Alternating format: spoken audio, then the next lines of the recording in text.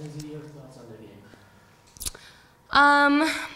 I think it was a fairly intense game. Playing a man down is going to change a lot of different things. Our shape behind the ball, we had to play a little differently than we wanted to. Usually we'd high press and defend more from the front, but given that change, we had to change our style, and I think that we adapted to that really well, and awesome to get the result.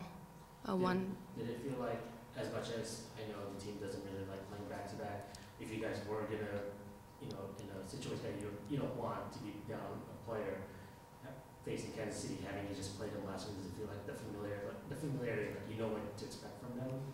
Yeah, and I think that's kind of the fun part about soccer, right? Like, it was a completely different game, and like being in Kansas City, the conditions, the heat, that changed things too, and then playing here a man down. So like yes, we were playing the same team, but so much had changed from that game to this game, and this is kind of the fun part about it. But yeah, we still knew like tendencies of players and how we wanted to play against them, but that shifts quickly after the red card, and it's like, okay, how do we pick ourselves up and figure out how to get a result in this game?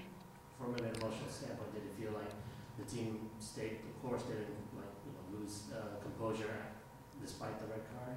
Yeah, I actually thought we picked ourselves up and pressed, and I think that says a lot about our team and the heart that we have, and that we want to fight it out till the end. And I think teams know that when they come to Seattle, they're going to get a game because we don't want to lose on our home field. And so I think it showed just that grit and determination from us, which was good to see.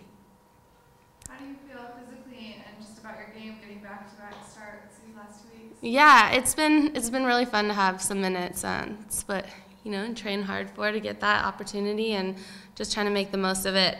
The first game was a little bit of a shock to the system, and then this one, having a man down, was another one. So, but the body's holding up. We have a couple big games coming up with this quick turnaround, and so just recovery is going to be crucial, huge for us. A lot of times in the midfield you have Jess, and then you or Nairn. There's like three in the middle. Tonight, with Jess dropping back, was there a lot more end-to-end for you? Where did your specific role change when the Jess drop back happened? Yeah, good question. So I think what we originally planned on is Jess and I would be more of the holding, and Nairn up top, and Nairn sometimes would come deep, and I would be the one that would bomb, or Jess would bomb forward. But without her there, it was more of me and Nairn like a pendulum.